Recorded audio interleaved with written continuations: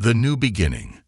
The hum of tires on the highway was a constant backdrop to Sarah Mitchell's thoughts as she and her son, Eden, made the move from their sleepy rural town to the bustling suburbs of Oak Ridge.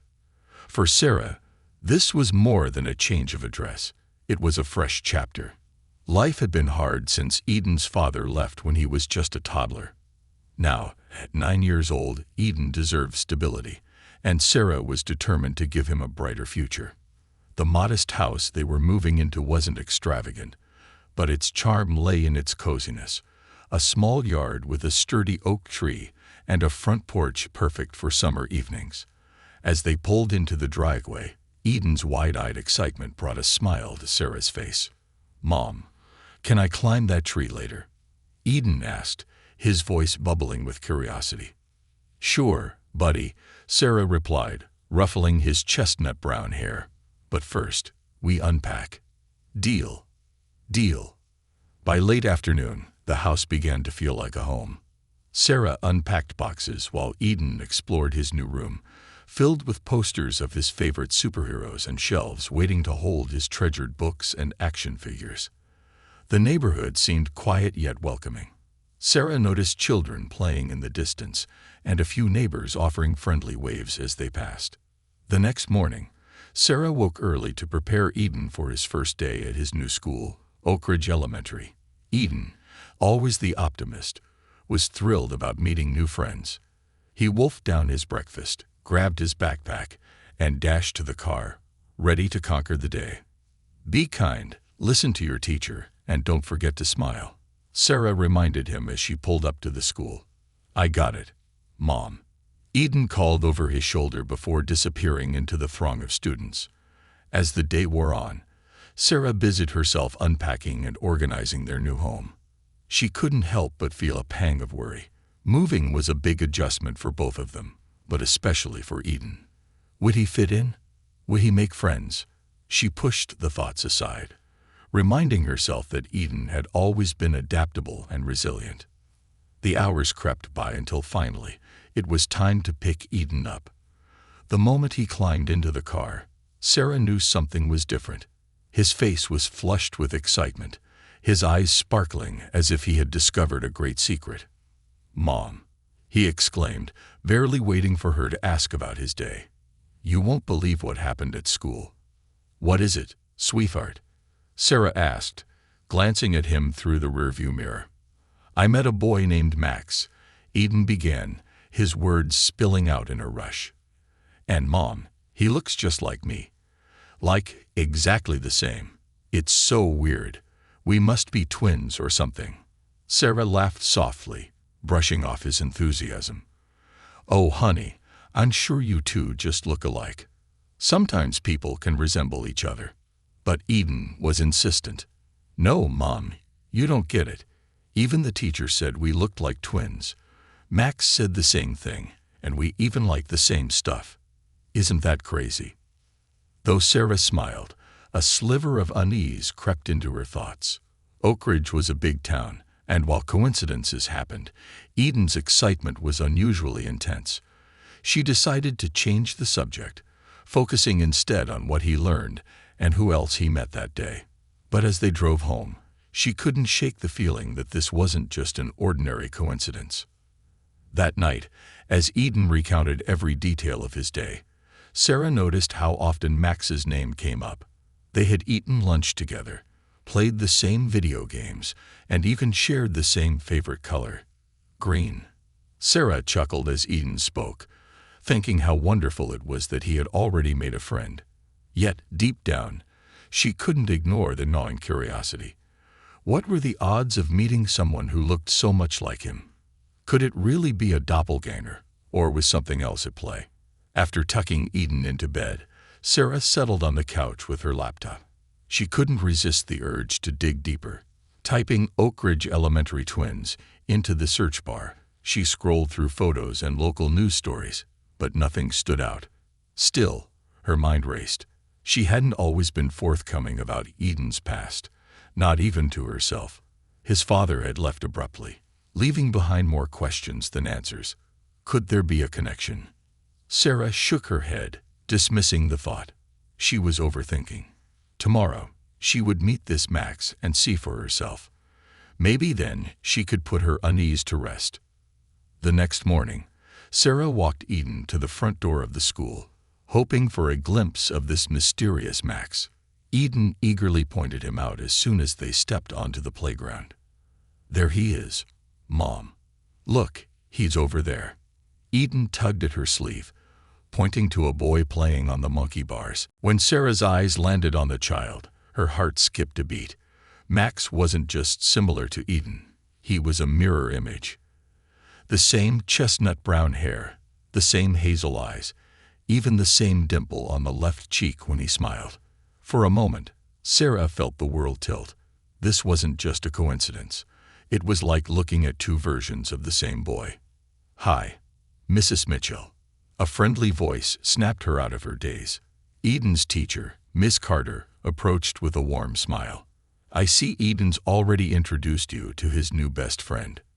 "Ah, yes," Sarah stammered, trying to compose herself. "Max, right?" Ms. Carter nodded. "It's uncanny, isn't it? We've never seen anything like it. The kids in class keep calling them the twin tornadoes." Sarah forced a laugh, but her mind was racing. She stole another glance at Max, who was now laughing and chatting with Eden as if they had known each other forever. This was more than a strange resemblance. It was something deeper, something Sarah wasn't ready to confront. That evening, as Sarah prepared dinner, Eden chattered on about his day, completely oblivious to the turmoil brewing in her mind. She wanted to ask questions, but how could she explain her feelings without alarming him? Instead, she listened, nodding and smiling at the right moments, all the while plotting her next move. After Eden went to bed, Sarah sat at the kitchen table, her hands trembling as she picked up her phone. She scrolled through her contacts until she found the name she hadn't dialed in years. Laura, her sister. Laura had been with her through some of the darkest moments of her life, especially during the days when Eden's father disappeared. If anyone had answers, it might be her. Taking a deep breath, Sarah pressed the call button. "Sarah." Laura's voice was warm but surprised. "It's been ages. Is everything okay?" "I don't know," Sarah admitted, her voice cracking. "I need to talk to you about something. About Eden." The silence on the other end was palpable. Finally, Laura spoke. "What's going on, Sarah?" "There's this boy at Eden's school," Sarah began, her words tumbling out in a rush. "He looks just like him, Laura. I mean exactly like him. It's like they're twins." For a moment, Laura didn't respond. When she finally spoke, her voice was hesitant. "Sarah, are you sure?" "Yes," Sarah whispered, gripping the phone tightly. "And I don't think this is just a coincidence. I need to know if there's something I don't know. Something about Eden's father." The line was silent again, but this time, the pause was heavier, almost suffocating. When Laura finally answered, her voice was low and full of tension. "Sarah, there's something I need to tell you, but you're not going to like it." And with that, Sarah knew her world was about to change forever. Secrets unearthed. Sarah's grip on the phone tightened as Laura's words echoed in her mind. The tone in her sister's voice wasn't just hesitation, it was fear. A pit formed in Sarah's stomach, her pulse quickening as she braced herself for what was to come. "Laura," Sarah whispered, her voice trembling. "What do you mean? What aren't you telling me?" There was a long sigh on the other end. "It's complicated," Laura began. "I've wrestled with whether to tell you this for years, but I didn't want to dig up old wounds.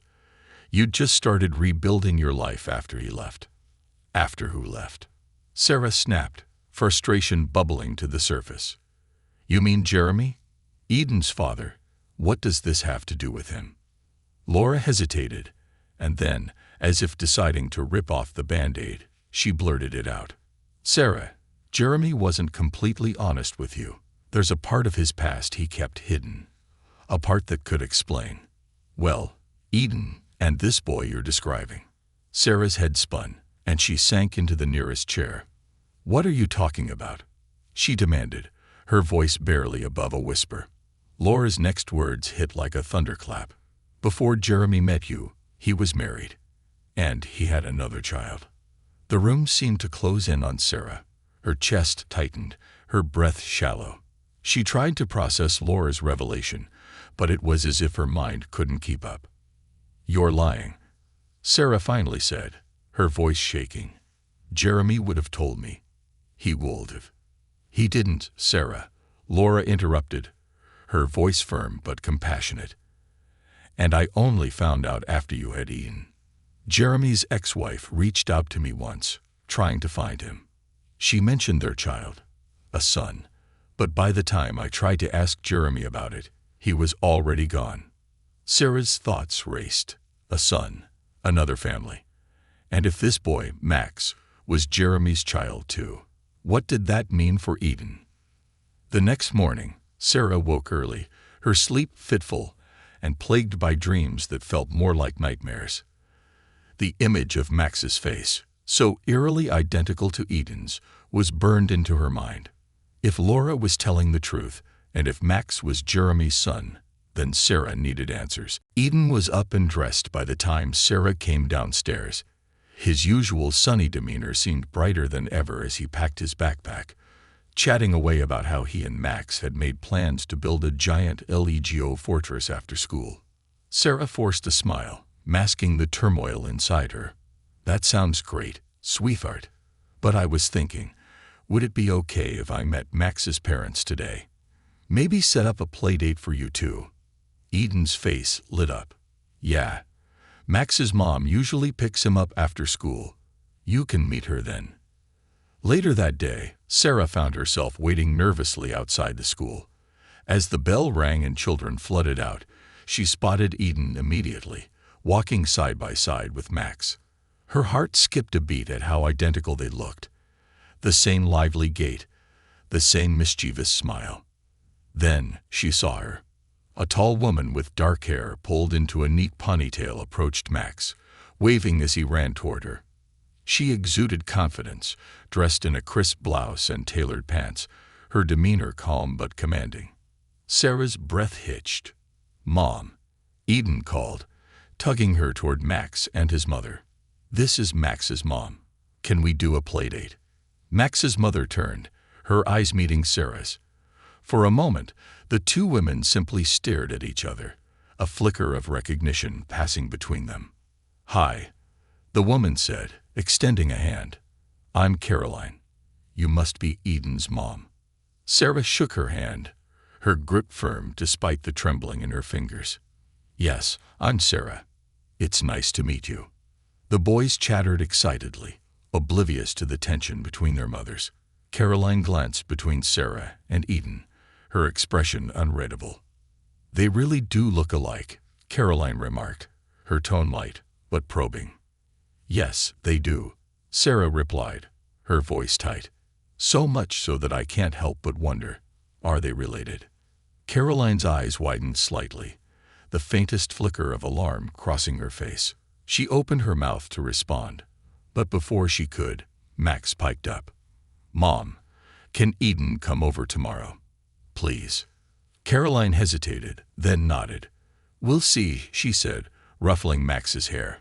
"Why don't you and Eden say goodbye for now?" The boys groaned in protest, but eventually relented, running off to compare their Pokémon cards while their mothers continued to talk. As soon as the boys were out of earshot, Sarah turned to Caroline, her voice low and urgent. "We need to talk. Privately." Caroline stiffened but nodded. "There's a coffee shop down the street. Let's go." Over steaming cups of coffee, the two women sat in tense silence for a moment before Sarah finally spoke. "I think our boys are brothers," she said bluntly, watching Caroline's reaction. Caroline didn't flinch. Instead, she sighed, her shoulders sagging as if she had been carrying a heavy weight for years. "You're not wrong," Caroline admitted, her voice barely above a whisper.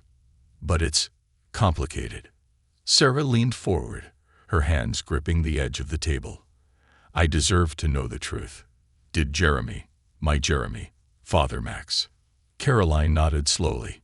"Yes, Jeremy and I were married for 5 years. Max was born during that time. She paused, her gaze distant. But after our divorce, he disappeared. I haven't heard from him since. Sarah felt a surge of anger and betrayal. He never told me about you, or Max. He made me believe I was his whole world. And now, she trailed off, shaking her head. How could he do this? Caroline's expression softened. I don't think Jeremy ever knew how to deal with his own mistakes. He ran from them instead. I'm sorry you had to find out this way. But why does Max look exactly like Eden? Sarah pressed. This is more than just shared DNA. They're practically clones. Caroline hesitated, as if weighing whether to share what she knew. Finally, she said, there's something else. Something Jeremy never told me either. At least not until the very end. Sarah leaned in, her heart pounding. What is it? Caroline took a deep breath. Jeremy once mentioned that he participated in a clinical trial when he was younger. Something experimental involving genetics. He didn't give me the details, but I always wondered if it had something to do with Max. And now, seeing Eden, Sarah's mind reeled. A clinical trial. Experimentation. It sounded far-fetched, but the evidence was staring her in the face. 2 boys, born to different mothers, looking and acting like identical twins. What are you saying? Sarah asked, her voice barely audible.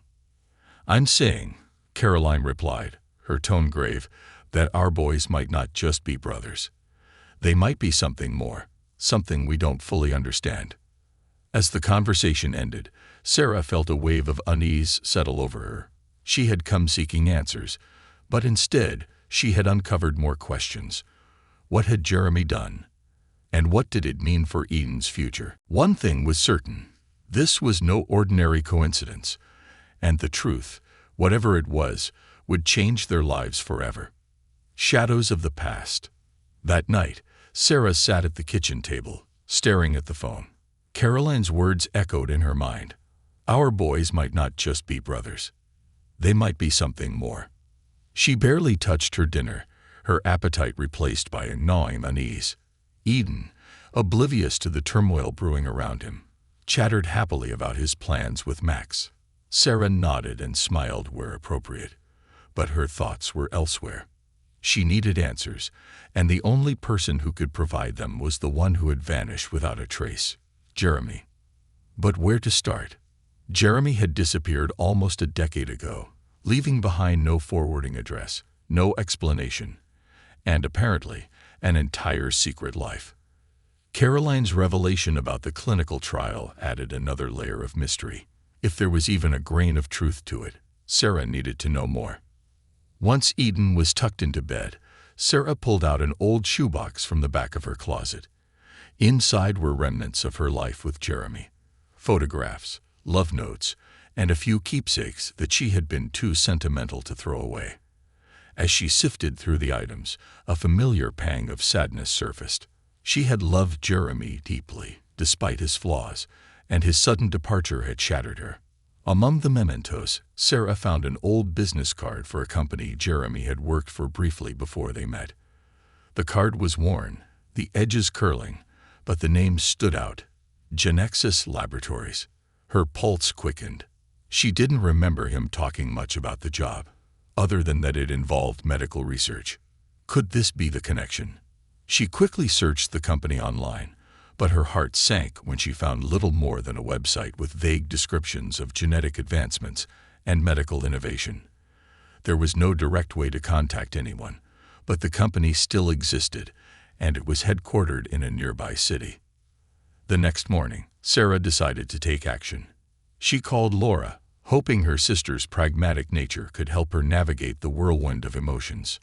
Laura, Sarah began, her voice shaky, I need your help. I think Jeremy's old employer, Genexus Laboratories, might have answers about Eden and Max. Genexus? Laura asked, her tone cautious. That sounds familiar. Didn't Jeremy mention them before? Barely, Sarah admitted. But Caroline said something about a clinical trial Jeremy participated in. If it's true, It might explain why Eden and Max are the way they are. Laura sighed. Okay, but tread carefully, Sarah. Companies like that don't just hand out information, especially about experimental trials. Are you sure this is the right move? What choice do I have? Sarah replied, desperation creeping into her voice. I can't ignore this. Not when it could affect Eden's future. Later that day, Sarah arranged for Laura to watch Eden while she drove to the Genexus headquarters. The sleek glass building loomed over the cityscape, its reflective windows shimmering in the afternoon sun. As she stepped inside, the sterile, modern interior was a stark contrast to the chaos swirling in her mind. Approaching the reception desk, Sarah forced a smile. Hi, I'm looking for information about a clinical trial that might have involved a former employee, Jeremy Mitchell. The receptionist, a polished woman with a clipped demeanor, raised an eyebrow. I'm sorry, ma'am, but we don't disclose information about past employees or research participants. Is there anything else I can help you with? Sarah's heart sank. Please, she implored, leaning closer. This is about my son. It's urgent. The woman hesitated, her professional mask slipping just slightly. If you'd like, I can pass your contact information to our public relations department. They might be able to assist you. Sarah scribbled her details on a piece of paper, though she doubted it would lead to anything. As she turned to leave, she noticed a man in a lab coat watching her from a distance. He seemed to recognize her, his expression a mix of curiosity and apprehension. Excuse me, he called out, approaching her cautiously. Did you say you were looking for information about Jeremy Mitchell? Sarah's breath caught. Yes, I'm his. She paused, unsure how to define herself after all these years. I'm the mother of his son. The man's brow furrowed, and he glanced around nervously before gesturing for her to follow him to a quieter corner. My name's Dr. Bradley, he said, his voice low. I worked with Jeremy on a project years ago. If you're looking for answers, I might be able to help, but not here. He handed her a business card with a handwritten address on the back. Meet me at this cafe tonight, 8 o'clock, and don't tell anyone you spoke to me. That evening, Sarah arrived at the dimly lit cafe, her nerves frayed. Dr. Bradley was already seated in a corner booth, his posture tense. As she slid into the seat across from him, he glanced around as if expecting to be followed. Thank you for meeting me, Sarah began. I need to know what Jeremy was involved in. Dr. Bradley sighed heavily, running a hand through his graying hair. Jeremy was part of a highly classified project at Genexus. It was groundbreaking work in genetic engineering, but also controversial. Controversial how? Sarah pressed. He hesitated, choosing his words carefully. The project aimed to create the perfect genetic blueprint for human health and resilience. Participants were chosen based on specific genetic markers, and their DNA was used to create, well, synthetic genetic enhancements. Sarah's stomach churned. Enhancements? You mean they experimented on people? Not exactly, Dr. Bradley clarified. The participants provided genetic material, blood samples, DNA swabs, but the real experiments happened in vitro. Jeremy's DNA was used as a template for certain trials.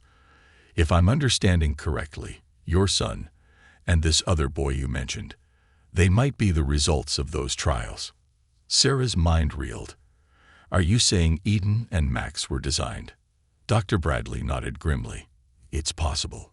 Genexus wanted to prove they could engineer siblings with identical genetic traits, even if they weren't born traditionally. Jeremy's case was unique because of his genetic profile. The company considered it ideal for their experiment. Tears pricked Sarah's eyes. But why didn't Jeremy tell me? Why did he disappear? Dr. Bradley hesitated again. Jeremy had doubts about the project. He felt used and manipulated. When he tried to back out, things got complicated. He left to protect you and Eden. Sarah's heart ached with a mix of anger and sorrow. Does the company know about my son? About Max? They might, Dr. Bradley admitted, but they're very secretive. If I were you, I'd keep this under wraps. Genexus doesn't take kindly to loose ends. As Sarah drove home, her mind raced. The pieces were beginning to fit together, but the picture they formed was darker than she had imagined.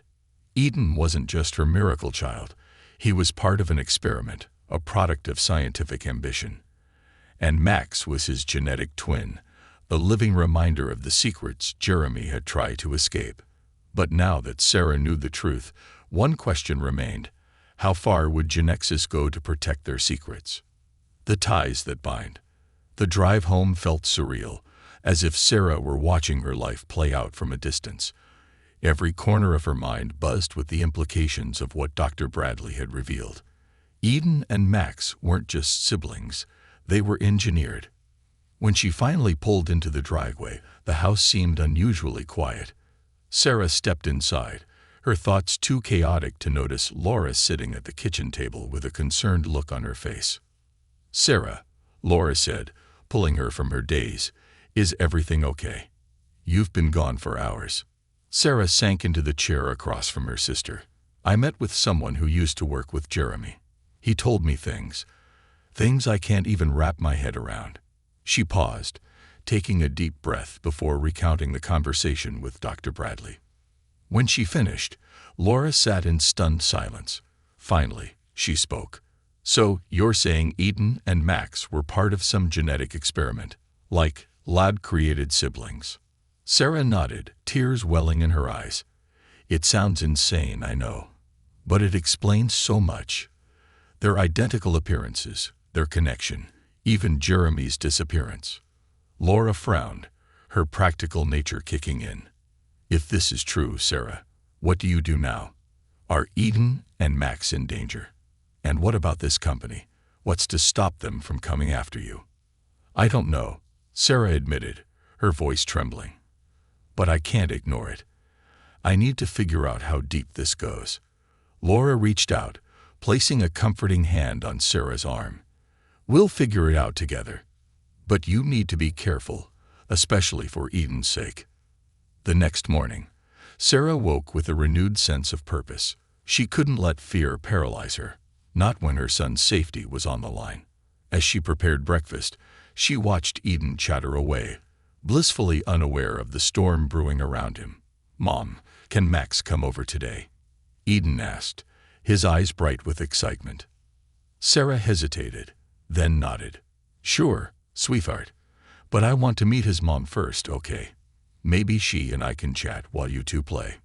Eden agreed happily, and Sarah sent Caroline a quick text. To her relief, Caroline responded almost immediately, agreeing to bring Max over later that afternoon. When Caroline arrived, Max in tow, the boys bolted upstairs to Eden's room, leaving the two mothers alone. Sarah offered Caroline a cup of coffee, but the tension between them was palpable. "I met someone who used to work with Genexus," Sarah began, her voice steady but quiet. Caroline's grip on her mug tightened. "What did he tell you?" Sarah relayed everything Dr. Bradley had shared, watching Caroline's face shift from surprise to anger to a deep, weary sadness. "I had my suspicions," Caroline admitted, setting her mug down. "But to hear it confirmed, it's a lot to take in." "Did Jeremy ever mention this to you?" Sarah asked. Caroline shook her head. "No. He was secretive, but I always thought it was just his personality. I never imagined." She trailed off, her voice breaking slightly. "What do we do now?" Sarah asked, her tone desperate. Caroline leaned back in her chair, her expression grim. "We need to protect the boys, first and foremost. If Genexus knows about them, they won't stop until they get what they want." The weight of her words settled over them like a dark cloud. Sarah had never felt so powerless, but she knew Caroline was right. Whatever the cost, she had to keep Eden safe. As the boys played upstairs, Sarah and Caroline began to piece together what little they knew about Genexus. Caroline had found a few old documents Jeremy had left behind, scribbled notes and fragments of a research proposal that mentioned synthetic kinship models and replication protocols. It's like they were trying to prove they could create genetic twins without natural conception, Caroline said, her brow furrowed. But why? Money, probably, Sarah replied bitterly. Imagine the patents they could sell if they proved it worked. Their conversation was interrupted by the sound of Eden and Max laughing upstairs. The innocence of their bond was almost heartbreaking. Despite the dark circumstances of their origins, they were just kids, happy, curious, and full of life. We can't let them take that away from them, Sarah said firmly. Caroline nodded. Agreed, but we need more information. If we're going to fight this, we have to know exactly what we're up against. Over the next few days, Sarah and Caroline worked together to uncover more about Genexus. Caroline managed to track down another former employee, a woman named Dr. Evelyn Hart, who had left the company under mysterious circumstances. When they reached out, Dr. Hart was hesitant to talk, but after some persuasion, she agreed to meet them at a park under the condition that they bring no recording devices. Dr. Hart was a middle-aged woman with sharp eyes and an air of cautious defiance. She listened intently as Sarah and Caroline explained their situation, nodding occasionally but saying little. Finally, she spoke. You're right to be concerned. Genexus is not a company to take lightly. Their work goes far beyond what most people consider ethical. What do you know about the project Jeremy was involved in? Sarah asked. Dr. Hart sighed. The project, codenamed Gemini, was one of our most ambitious initiatives. The goal was to create siblings who were genetically identical, but not in the traditional sense of twins. Instead, we aimed to replicate specific genetic traits across multiple births, even years apart. Sarah's stomach churned. And Jeremy? He was part of this. Dr. Hart nodded. His genetic profile was exceptional. The company saw him as a perfect candidate for the experiment. What they didn't tell him was that his contributions wouldn't end with a single trial. Caroline frowned. What do you mean? They stored his genetic material, Dr. Hart explained. Even after he left, they continued using it for other experiments. If your sons were born after he disappeared, it's possible Genexus orchestrated their conception without your knowledge. Sarah felt sick. You're saying they used us? Without our consent. Dr. Hart's expression was grim. I'm saying Genexus has a history of prioritizing their goals over ethics, and if they know your sons exist, they'll want to study them, at any cost. That night, Sarah lay awake, her mind racing. The idea that Eden's very existence had been manipulated filled her with equal parts rage and despair. But beneath the fear, a fierce determination began to grow. She would not let Genexus dictate their lives. The next steps were clear. She needed more evidence, allies who could expose the truth, and a way to protect her son from a company willing to stop at nothing. The fight was just beginning, and Sarah was ready to do whatever it took to protect her family, even if it meant confronting the shadows of her past head-on, into the depths of deception. The days following Sarah and Caroline's meeting with Dr. Hart were a blur of anxiety and planning. Sarah's once simple life had spiraled into a labyrinth of secrets, science, and danger. Every time Eden smiled or laughed, she felt the weight of the truth pressing heavier on her chest. He had no idea the precarious web that surrounded him, and Sarah was determined to keep it that way, for as long as she could. That morning, Sarah sat at her dining table with Caroline and Laura. The house was quiet.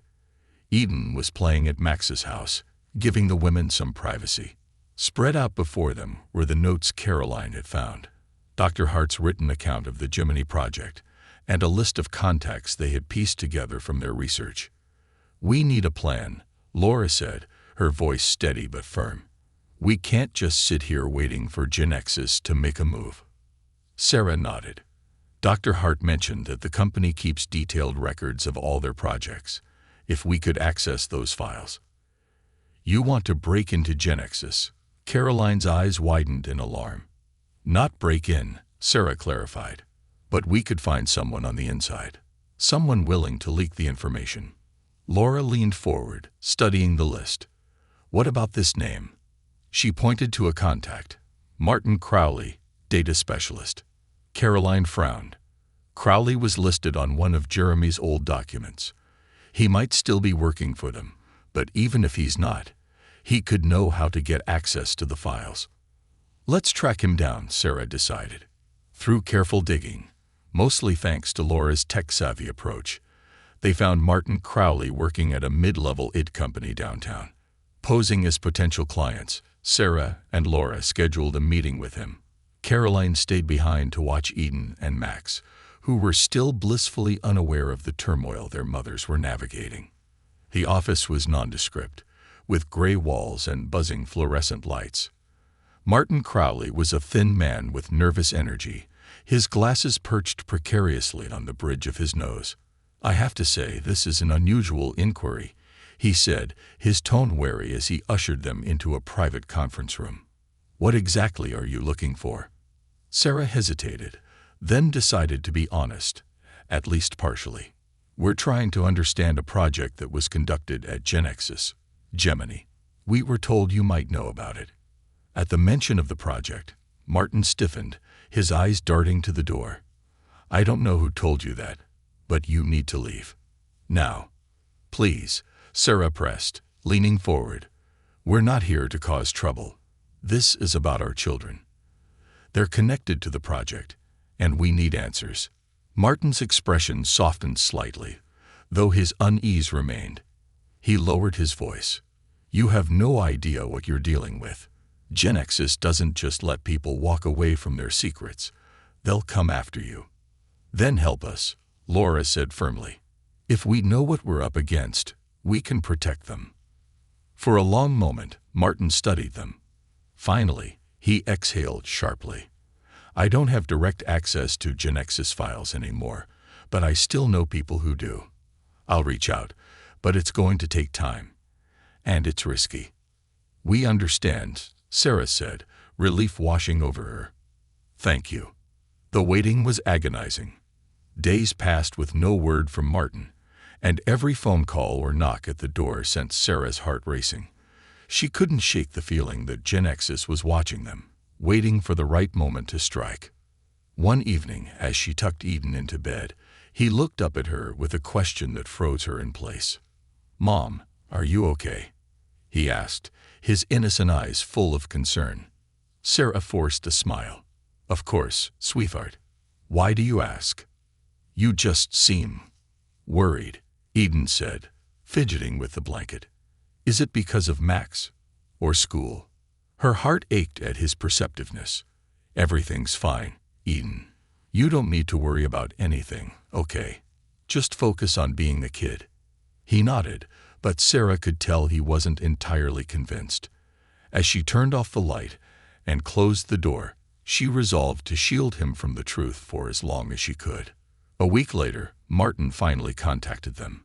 He sent an encrypted email with a single line of text. "Meet me tomorrow night. The dockside warehouse. Come alone." The vague and ominous message made Sarah's stomach churn. "I don't like this," Caroline said when Sarah showed her the email. "Neither do I," Laura added. "But we don't have a choice. He might be our only lead."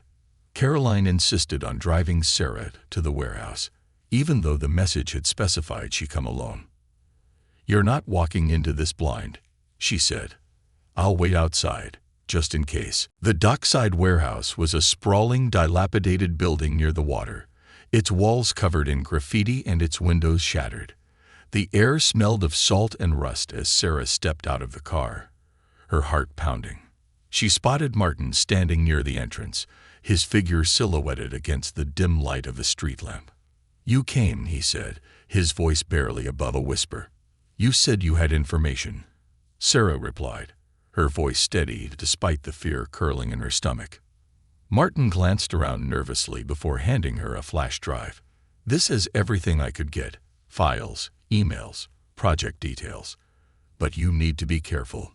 If Genexus finds out you have this, they'll come after you."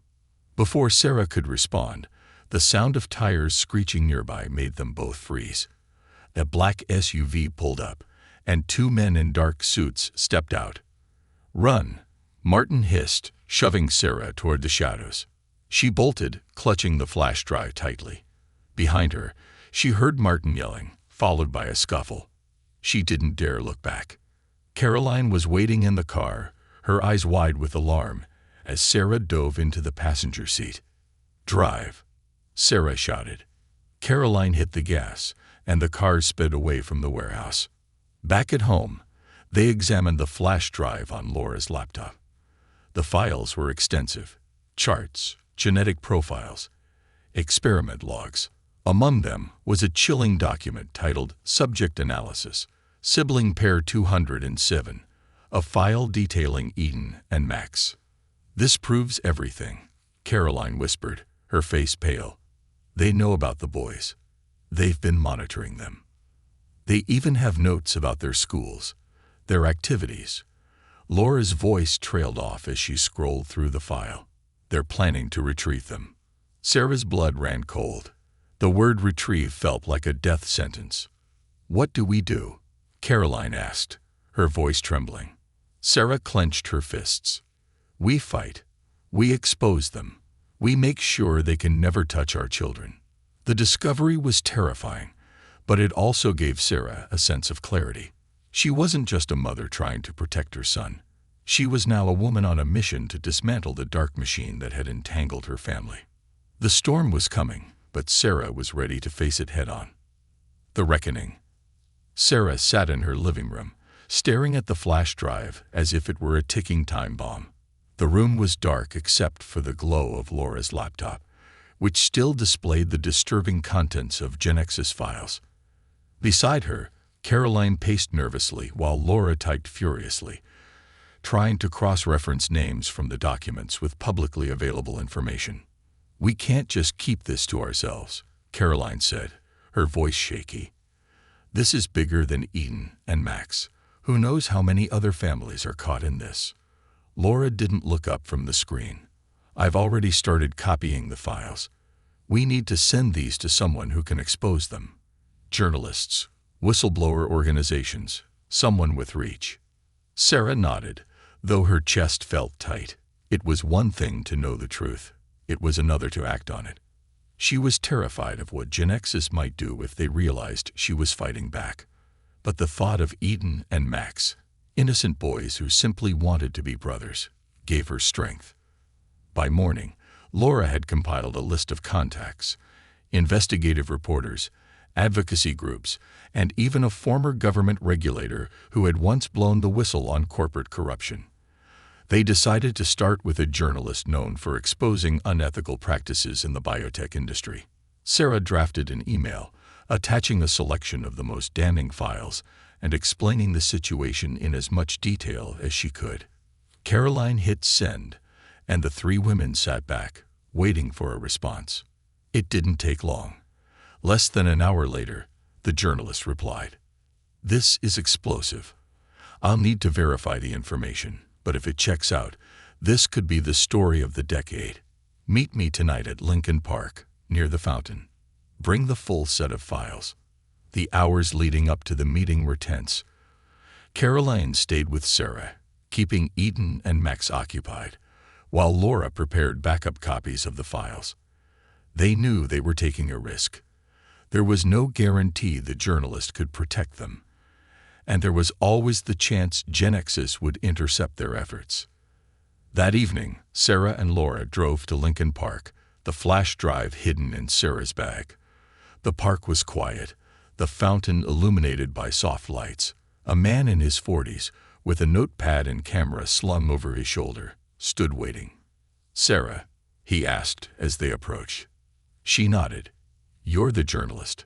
"Call me Greg," he said, shaking her hand. "Let's talk." They sat on a bench near the fountain, and Sarah handed over the flash drive. Greg plugged it into his laptop and began scrolling through the files, his face growing more serious with each passing minute. "This is incredible," he said finally. "If even half of this is true, it's a massive scandal. But you understand what this means, right? Once this goes public, Genexus will come after you." Sarah swallowed hard. "I don't care. They've already taken too much. If we don't stop them, They'll keep doing this to other families. Greg nodded, admiration flickering in his eyes. I'll get to work on this immediately, but you need to prepare for blowback. Stay somewhere safe and don't let your guard down. As Sarah and Laura drove home, a sense of cautious optimism filled the car. For the first time, it felt like they were taking control of the narrative, exposing the truth instead of hiding from it. But their relief was short-lived. When they pulled into the driveway, they noticed something was off. The front door was ajar, and the lights inside the house were flickering. Sarah's heart dropped.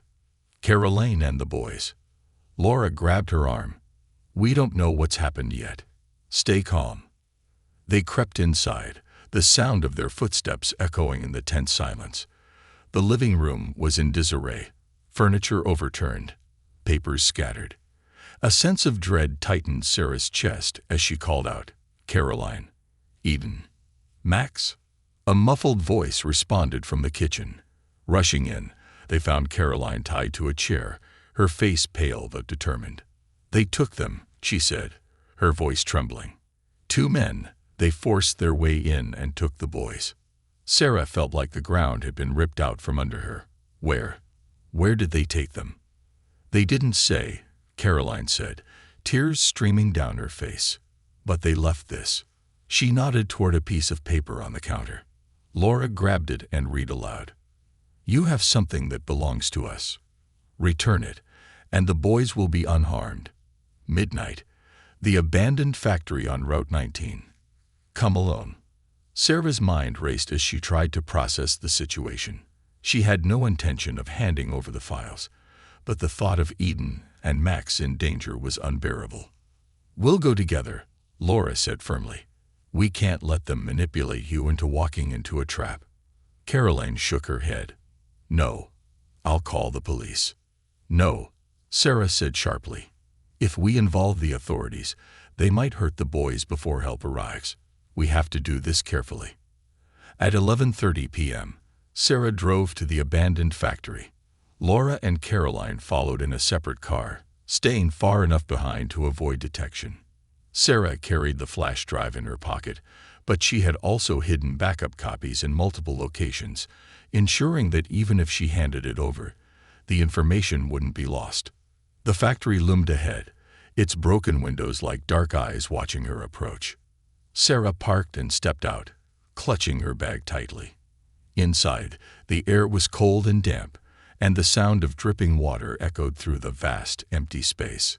A man in a suit emerged from the shadows, flanked by two others. Behind them, Eden and Max sat on the floor, bound but unharmed. You're late, the man said, his voice smooth and controlled. Do you have what we want? Sarah nodded, pulling the flash drive from her bag. Let them go first. The man chuckled. You're in no position to make demands. At that moment, Laura and Caroline burst into the factory, Caroline wielding a tire iron. The element of surprise worked in their favor. Laura tackled one of the men while Caroline swung at another. Chaos erupted as Sarah grabbed the boys and ran toward the exit. Behind her, Laura shouted, Go, get them out of here. Outside, Sarah ushered the boys into the car, their faces pale with fear, but otherwise unharmed. Moments later, Laura and Caroline emerged, bruised but victorious. We need to disappear, Laura said, panting. Now. In the following days, Greg published his exposé, revealing the horrifying truth about Genexus and the Gemini Project. The public outcry was immediate, with calls for investigations and criminal charges. The company's executives scrambled to control the damage, but the truth was out.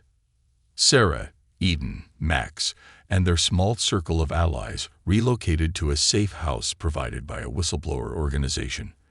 Though their lives would never return to normal, they found solace in knowing they had struck a blow against Genexus.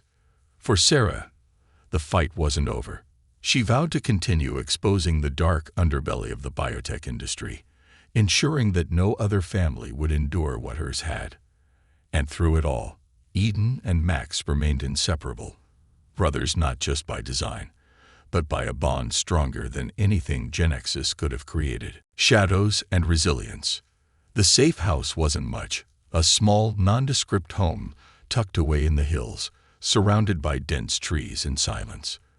For Sarah, Eden, Max, Caroline, and Laura, it became both a sanctuary and a fortress. Days passed with tension hanging in the air, every sound outside the walls interpreted as a potential threat. Despite the public fallout for Genexus, Sarah knew they weren't safe yet. Eden and Max seemed to adapt quickly, though their questions about the abrupt move and the sudden secrecy were becoming harder to dodge. Sarah could see the confusion in their eyes, the longing for answers they weren't old enough to understand. One evening, Eden broke the silence during dinner. "Mom," he said, his voice tentative, "why are we hiding? Is it because of the people who took us?" Sarah's hand paused midair, the spoon trembling slightly.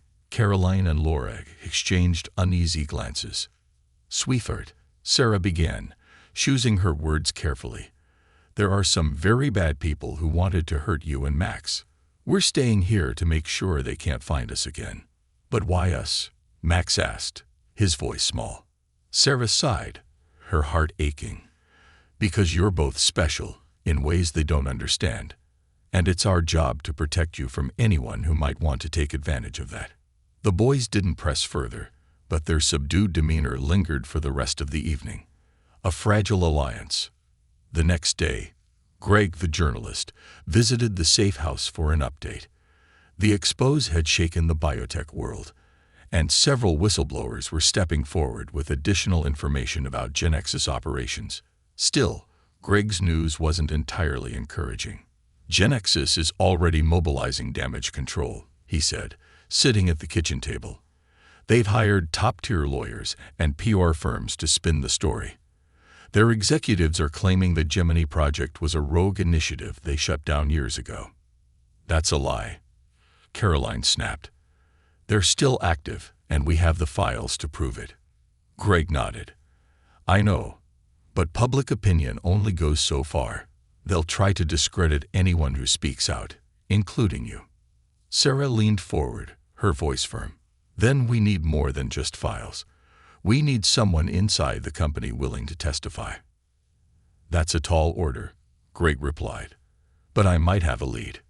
He opened his laptop, showing them an email exchange with a former Genexus employee named Angela Rivera. Angela had worked on the Gemini project as a junior researcher before leaving under mysterious circumstances. She had reached out to Greg after the expose, claiming to have crucial information, but insisting on anonymity. "She's scared," Greg explained. "She doesn't trust anyone, but if we can convince her to talk, she might be the key to bringing Genexus down." The meeting. 2 nights later, Sarah and Greg arranged to meet Angela at a public park in a neighboring town. Laura and Caroline stayed behind with the boys, armed and ready in case of an emergency. Sarah felt a mix of hope and dread as she and Greg approached the park bench where Angela sat, her hood pulled low over her face. Angela looked up as they approached, her dark eyes darting nervously. "You're Greg?" she asked, her voice barely audible. Greg nodded, gesturing to Sarah. "This is Sarah. Her son and his friend were part of the Gemini project." Angela's face softened, though her anxiety remained. "I shouldn't be here," she said, wringing her hands. "If they find out I'm talking to you, they'll destroy me." "They'll destroy you anyway if you stay silent," Sarah said gently. "Please, Angela, we need your help. The boys need your help." Angela hesitated, then exhaled shakily. The Gemini project was never meant to end. They've been tweaking it, expanding it. Your boys, they're part of the second generation. There's already a third in development. Sarah felt a cold chill run down her spine. What does that mean? What do they want with them? Angela looked away, her voice trembling. They're trying to create a new kind of human, genetically enhanced, perfectly optimized.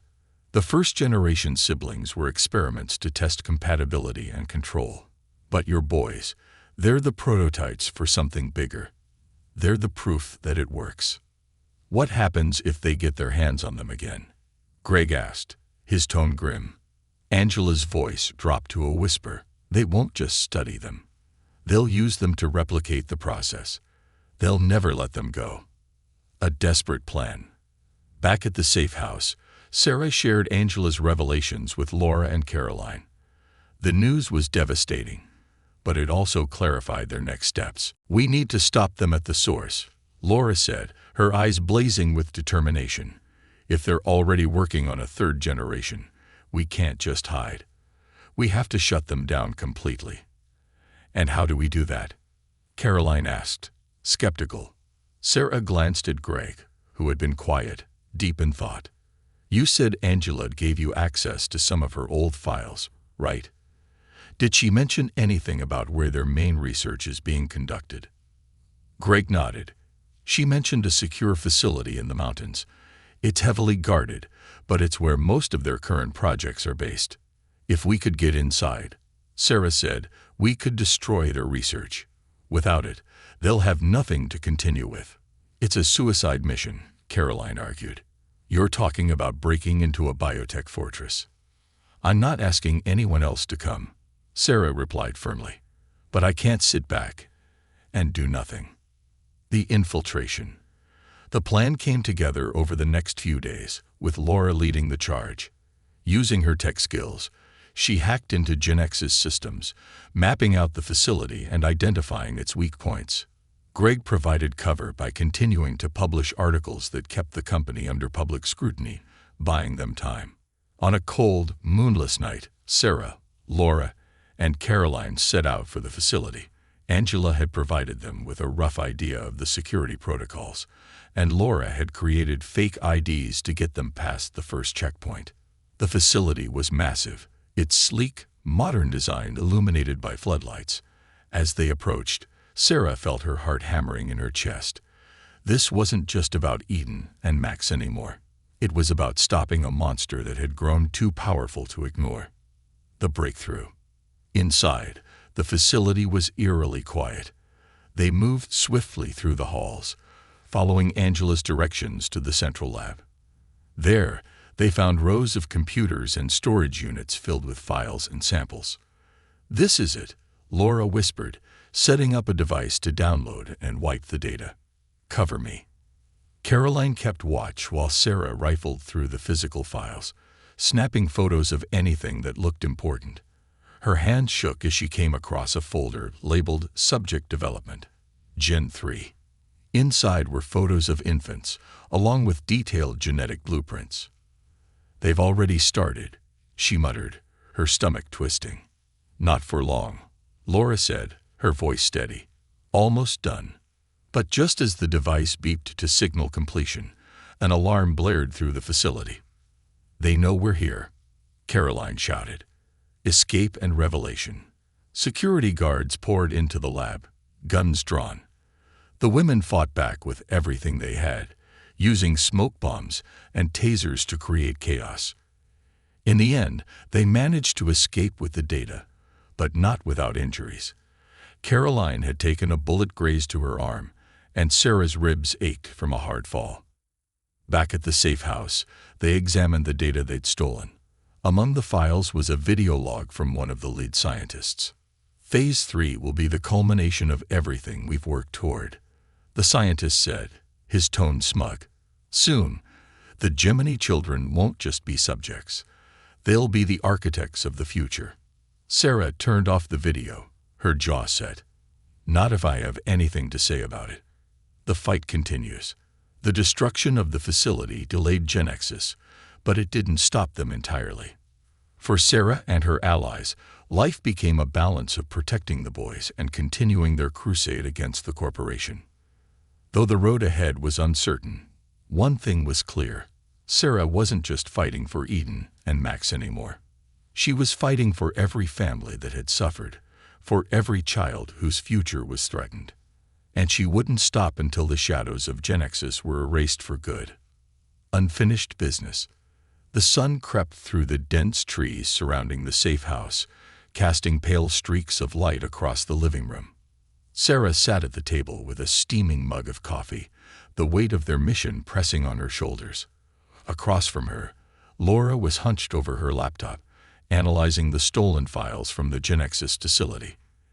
"Anything useful?" Sarah asked, her voice rough from exhaustion. Laura didn't look up. "More than I expected. There's a secondary facility, smaller but just as significant. According to these files, it's where they keep their primary genetic archives." She paused, clicking through another file. "And it gets worse. Genexus has another project in the works, something called Primus. It's even more ambitious than Gemini." Sarah leaned back in her chair, dread settling in her chest. What are they planning now? "Primus isn't just about enhancing humans," Laura explained. "It's about total control, genetically engineered obedience. They want to create a generation of people who can be programmed, like machines." Sarah felt a cold wave of nausea. "And Eden and Max. They're still key.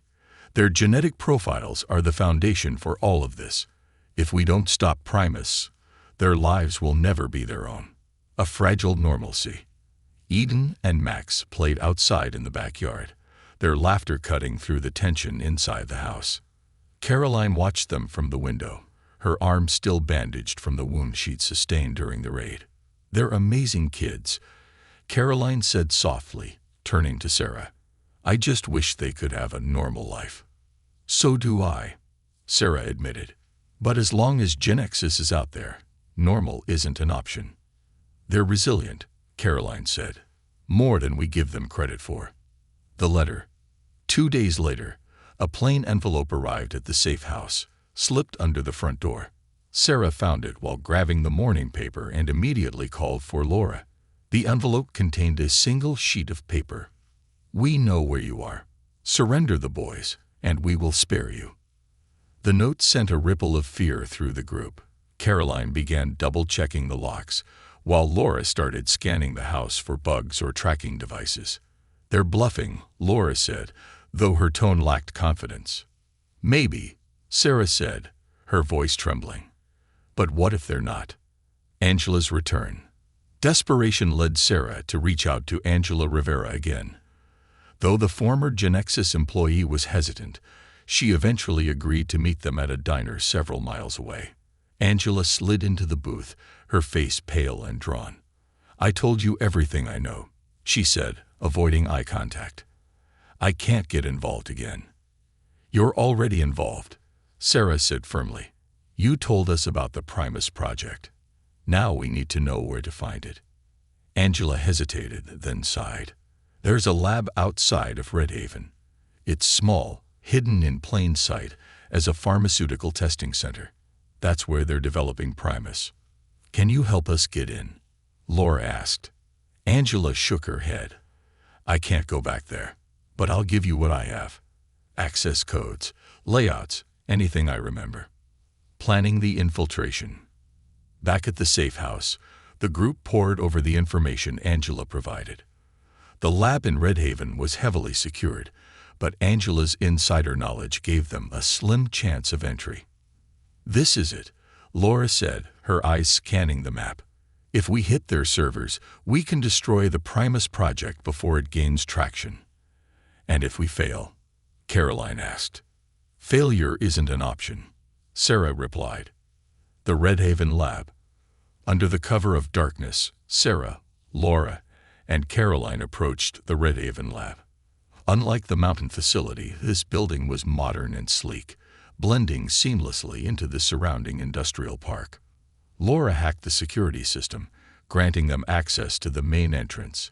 Inside, the lab was eerily quiet, the sterile white walls reflecting the faint hum of machinery.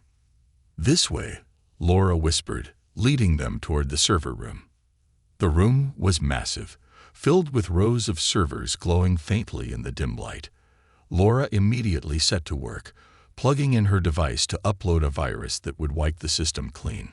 But before she could finish, the sound of footsteps echoed through the hallway. "They're here," Caroline hissed, gripping the handle of her taser. The standoff. A team of guards stormed into the room, guns raised. Behind them stood a man in a tailored suit, someone Sarah recognized from the files as Dr. Elias Grayson, one of the masterminds behind Primus. "You've been a thorn in our side for too long," Grayson said, his tone cold. "Step away from the servers, and no one gets hurt." Sarah stepped forward, her hands raised. "You've already hurt enough people. We're not letting you continue." Grayson chuckled darkly. "You don't understand, do you? This isn't about you or your boys. This is about the future of humanity. Your version of the future is a nightmare." Sarah shot back. Grayson's face hardened. "So be it." He nodded to the guards. Before they could act, Caroline hurled a smoke grenade, filling the room with a choking haze. In the chaos, Sarah grabbed a metal rod and swung at the nearest guard, while Laura shielded the device, wiping the servers. Minutes felt like hours as they fought their way out, the virus successfully deployed. The lab's alarms blared as systems began shutting down, data erased beyond recovery. A Pyrrhic victory. The group barely escaped the lab, piling into their van and speeding away into the night. As the lights of Red Haven disappeared behind them, Sarah allowed herself a moment of relief. "We did it," Laura said, though her voice was shaky. "We bought time," Sarah corrected, "but it's not over." The realization weighed heavily on them all. Genexus had taken another hit, but the corporation was vast, its resources seemingly endless. For every victory, there would be new battles to fight.